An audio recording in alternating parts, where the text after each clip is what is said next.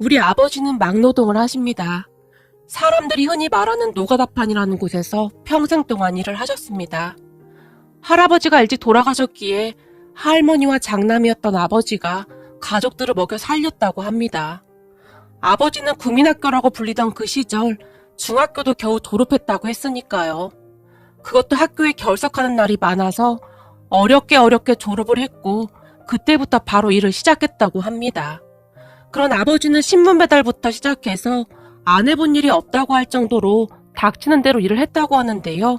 20살이 될 무렵 아버지 친구가 건설 공장 현장 쪽에 벌이가 더 괜찮다는 말을 하며 같이 가자고 했답니다. 그리고 아버지는 그때부터 막노동꾼이 되셨습니다. 이른 새벽부터 밤 늦은 시간까지 하루 종일 일만 하셨다는 아버지는 가족들을 위해 힘든 줄도 모르고 그렇게 열심히 사셨습니다. 그날도 아버지는 이른 새벽부터 일을 하러 나갈 준비를 하느라 바쁘셨는데 부스럭거리는 소리에 잠이 깬 제가 아직은 졸린 눈으로 아버지를 바라보다가는 아빠, 오늘은 왜 이렇게 일찍 나가? 라며 아버지에게 물었어요. 그러는 너는 왜 이렇게 일찍 일어났어? 얼른 더 자. 그래 학교 가서 열심히 공부하지. 라며 아버지가 제 머리를 쓰다듬어 주셨는데 아버지의 눈에는 항상 사랑이 가득했어요. 아빠, 이렇게 일찍 나가면 안 힘들어? 어제도 늦게 들어왔잖아. 힘들긴 뭐가 힘들어. 우리 다현이랑 승과 공부를 잘해서 하나도 안 힘들어. 아빠는 잠 안 자고 밥 안 먹어도 하나도 안 힘들어. 아버지가 다시 활짝 웃었어요. 우리 아버지는 항상 그런 분이셨습니다. 아버지 자신보다는 가족들을 먼저 생각하시는 분, 평생을 가족들을 위해 희생해 오신 그런 분이셨어요. 그리고 아버지 덕분에 작은아빠랑 고모들은 다들 고등학교까지는 졸업했고 거기다 작은아빠는 대학까지 나왔다며 그저 큰 소리로 껄껄 웃는 그런 분 말입니다. 그런 아버지의 노력 덕분이었을까요? 오빠와 저는 공부를 잘했고 특히나 오빠는 학교를 다니는 내내 1등을 놓쳐본 적이 없을 정도로 공부를 잘했어요. 아버지만큼이나 오빠도 참 성실했는데 비싼 학원 한번 다니지 않은 채 혼자서 공부를 해내고자 애쓰곤 했어요. 거기다 틈틈이 시간 나는 대로 제 공부도 봐줄 정도로 참 대단했어요. 가끔 아버지가 집에서 멀리 떨어진 공사 현장에 갈 때도 있었는데 떠나기 전 아버지는 오빠를 앉혀놓고는 너는 이 아버지 대신인 거다. 그러니까 아버지 없는 동안 엄마랑 동생 잘 챙기거라. 라는 말을 잊지 않곤 했었는데 아마도 아버지의 그러한 말들이 오빠의 머릿속에 새겨져 버린 게 아닐까 싶을 정도로 오빠는 아버지의 빈자리를 채우곤 했어요. 하지만 오빠도 저도 아버지가 왜 그러한 말을 하는지 너무나 잘 알고 있었기에 가슴이 먹먹하곤 했었는데 건설 현장에서 일을 하다 보면 크고 작은 사고가 많이 일어나곤 했었는데요. 혹시나 그러한 사고가 나서 집에 못 돌아온다면 남은 가족들은 어떻게 해야 하나 그런 걱정들을 하셨으리라 우리는 감히 아버지의 마음을 짐작해 볼 뿐이었어요. 아버지는 그렇게 평생을 건설 노동자로 성실히 사셨고 그런 아버지 덕분에 우리 남매는 반듯하게 잘 컸습니다. 항상 1등을 놓쳐본 적이 없던 오빠는 그렇게 합격하기 힘들다던 경찰대학에 합격했고 그 뒤 경찰 공무원이 되었어요. 그리고 저도 공무원 시험에 합격해서 공무원으로 근무 중입니다. 비록 지금은 우리 가족 모두가 행복하게 잘 살고 있지만 여기까지 오는 동안 별의별 일이 다 있었는데요. 우리 가족은 살면서 아버지가 건설 현장 노동자인 것에 대해 창피하다거나 하는 생각을 해본 적이 없었어요. 하지만 살다 보니 사람들 시선은 우리 생각과 전혀 달랐는데요. 제가 중학교를 다닐 때 공부를 잘했기에 선생님들이 저를 워낙 예뻐했어요. 공부도 잘하고 생긴 것도 그냥 말끔하게 생겨서 그랬는지 제가 부잣집 딸이라고 생각하는 사람들이 많았으니까요. 그러던 어느 날은 한 선생님이 아버님은 뭐 하시는 분이셔? 의사나 교수나 뭐 그런 분이시지? 선생님이 그런 거 잘 맞추거든? 저희 아버지는 건설 현장에서 일하시는데요. 제가 별 대수롭지 않게 말을 했고 건설 현장? 아, 너네 집 건설업 하시는구나? 아닌데요. 저희 아버지는 그냥 건설 현장에서 일하세요. 그냥 성실한 노동자신데? 라며 제가 해맑게 웃었는데요. 그런 제 말을 듣던 선생님이 뭐? 건설 노동자? 그러니까 그냥 막노동 그거 말하는 거니?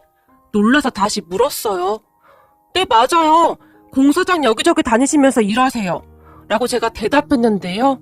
그 뒤부터 저를 대하는 선생님의 태도가 전과는 확연히 달라졌어요. 쌀쌀맞게 대하는 것은 아무것도 아니었고 여기저기 이상한 소문까지 내고 다녔던 것 같은데 그로 인해 제 중학교 생활은 처참하기 그지 없었어요. 아마도 그때부터였던 것 같아요. 그 뒤부터 저는 두 번 다시 우리 아버지가 건설 현장 노동자라는 말을 하지 않게 되었어요. 혹시나 누군가 아버지의 직업을 물어보기라도 하면 건설업에서 일하세요 라는 말만 하고 말았어요. 그러면 다들 우와, 직책이 꽤 높으신 분인가 보구나 라며 호들갑을 떨어댔고 그런 사람들의 말에 저는 긍정도 부정도 하지 않은 채 그냥 웃어버릴 뿐이었어요. 그리고는 속으로 나는 거짓말을 하지 않았어 라며 스스로를 합리화시켰지만 그러고 나면 엄청난 죄책감을 느끼곤 했어요. 하지만 저는 한동안 그렇게 살았고 대학을 다니던 어느 날은 대학 친구들과 거리를 걷다가 정말 우연찮게 아버지와 마주쳤지만 저를 보자마자 반가운 듯이 웃으며 다가오는 아버지를 그냥 모른 척하고 지나쳐 온 적도 있었어요. 그날 저녁 집에 들어갔는데 아버지는 제게 어떠한 말도 하지 않았고 다만 배고프지? 밥 먹자 라는 말을 할 뿐이었고요. 그런 아버지의 행동에 이불을 뒤집어 쓴 채 얼마나 눈물을 흘렸는지 모른답니다. 하지만 그 뒤에도 제 행동은 변하지 않았고 저는 막노동을 하는 아버지가 창피하다는 생각까지 하게 되었어요.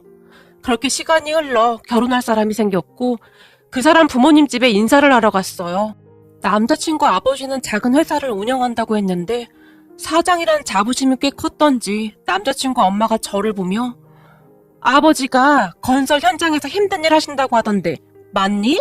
라며 물었는데 제 기분 탓이었는지는 모르겠으나 우리 집하고 너희 집하고 차이가 많이 나는구나 라는 뉘앙스로 들렸지만 저는 그저 모른 척하고 말았어요. 그 순간 그곳을 박차고 나왔어야 했는데 그러지 못한 것이 두고두고 후회가 될 정도였어요. 그렇게 얼마 뒤 우리는 상견례를 하게 되었고 상견례를 하면서 남자친구 엄마가 지금 건설 현장에서 일하고 계신다고 들었습니다. 라고 우리 아버지에게 물었어요. 네, 건설 현장에서 일한 지 한참 되었지요. 그곳에서 나름 잔뼈가 굵습니다. 라며 농담식으로 말을 했는데 그런 아버지의 말은 들은 척도 하지 않은 채 남자친구 아버지가 꽤 큰 대기업이랑 거래하고 있다는 것에 대해 계속해서 자랑하기 바빴는데요. 그러다가는 결국 평생을 그리 살아서 잘 알겠지만 우리가 많이 양보한 겁니다. 사실 공사장이나 떠도는 근로자와 사돈지간이 된다는 게 어디 쉬운 일인가요? 그러니까 제 말은 우리가 많이 양보했다 이 말입니다. 라는 말까지 하고야 말았어요. 그런 남자친구 엄마의 말에 우리 가족들의 얼굴이 사색이 될 수밖에 없었는데요. 특히나 우리 오빠의 얼굴이 심각하게 바뀌어 있었는데 순간 오빠가 들고 있던 물컵을 탁자에 3개 내려놓았어요.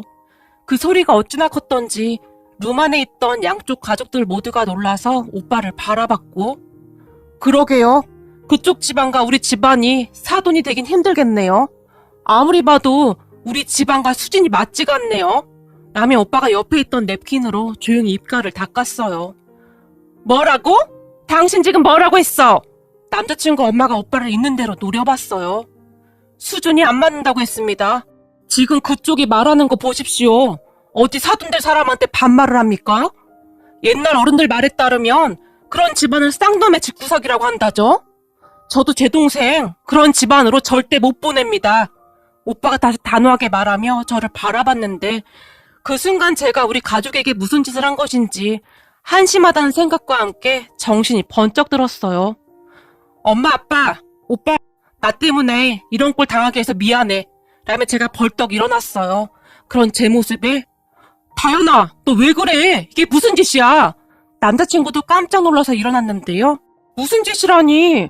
니네 엄마가 우리 가족에게 먼저 무례하게 행동했잖아? 아직도 상황 파악이 안 된 거냐?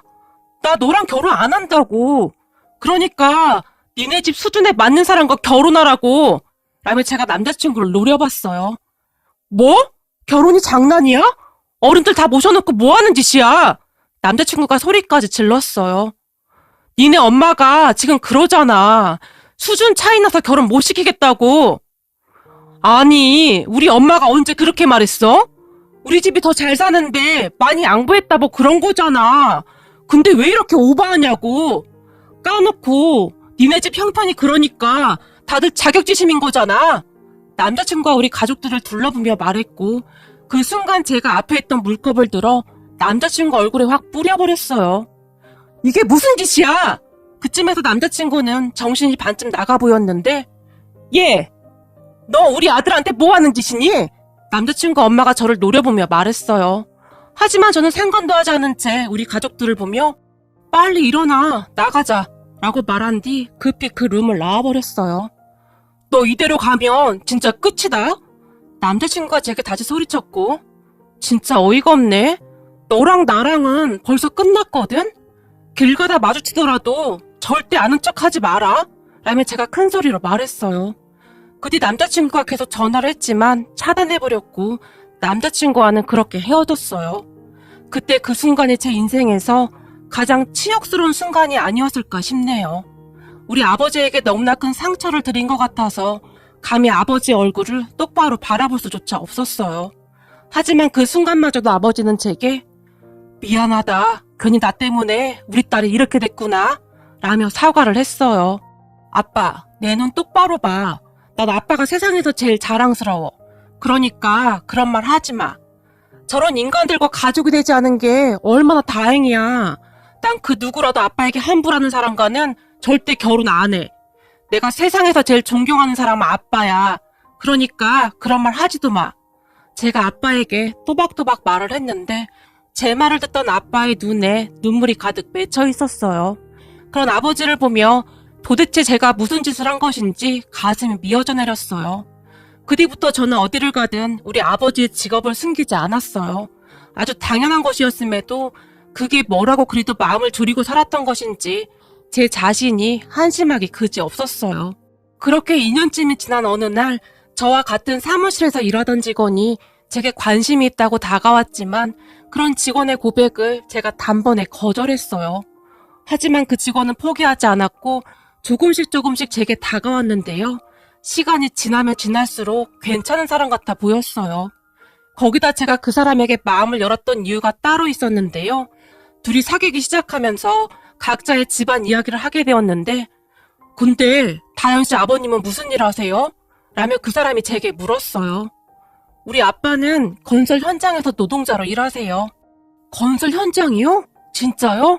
우리 아버지도 건설 현장에서 오랫동안 일하셨는데 갑자기 건강이 안 좋아지셔서 그 일 그만두시고 지금은 식당을 운영하세요. 우리 아버지 어렸을 때 할머니, 할아버지가 일찍 돌아가셔서 친척집 전전하시다가 못 견디고 혼자 나오셨다는데 그 뒤부터 안 해보신 일이 없다고 하셨어요. 그런 우리 아버지는 중학교 졸업이신데 열심히 일하셔서 그래도 지금은 웬만큼 살만하세요. 우리 아버지 진짜 대단하시죠? 그리고 그런 힘든 상황에 우리를 이만큼 키워내셨는데 저는 세상에서 우리 아버지를 제일 존경해요. 우리 아버지 정말 너무 멋지죠? 라며 활짝 웃었는데요. 그 사람의 얼굴에서는 감히 그 누구도 범접할 수 없는 빛이 나고 있었어요. 아마도 그 모습에 저도 모르게 그 사람에게 마음을 빼앗긴 것 같은데요. 아버지에 대해 자랑스럽게 그리고 당당하게 말하는 그 사람이 멋져 보였다고 해야 할까요?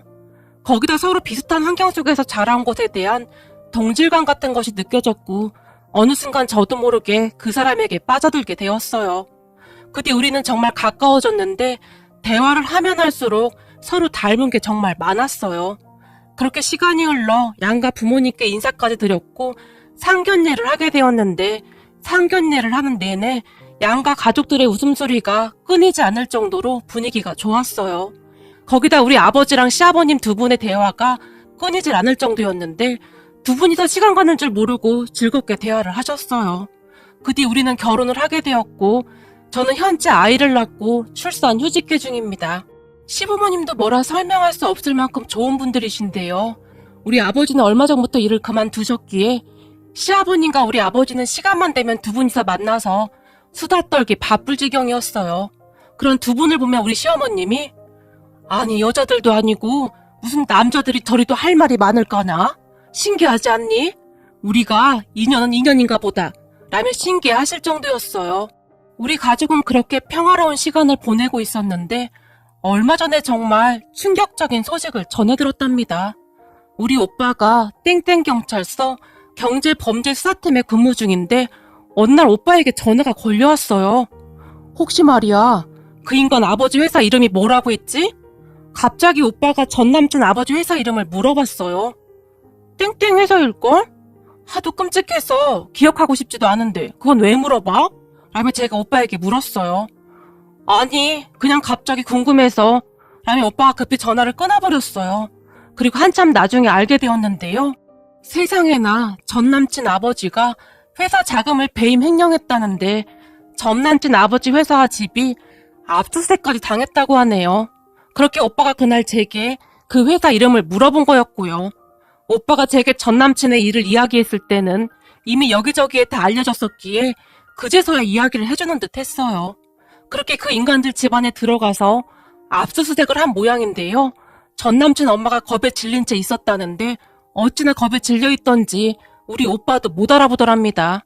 그런데 얼마 후에 전 남친만이 우리 오빠를 알아본 것 같다는데 눈이 휘둥그레진 채 서 있었다고 합니다. 아마도 나중에 자기들끼리 이야기를 하지 않았을까 짐작만 해볼 뿐입니다. 오빠 말로는 그 인간 아버지의 죄가 절대 가볍지 않았기에 형을 피하기 어려울 것 같다고 했는데요. 거기다 전 남친이 결혼한 지 얼마 되지도 않았다는데 아버지 회사가 그렇게 되고 이혼까지 당했다는 소리만 얼핏 들었네요. 그 말을 듣는 순간 상견 옛날 우리 가족에게 했던 짓들이 생생하게 생각나면서 결국 그렇게 벌 받는구나 라는 생각마저 들었습니다. 그리고 이런 말하기 그런데 그런 짓과 엮이지 않은 것이 얼마나 다행이었는지 가슴을 몇 번이나 쓸어내렸는지 모르겠습니다. 우리 시댁이 돈이 많거나 그런 건 아니지만 다들 좋은 분들이어서 저는 정말 행복하답니다.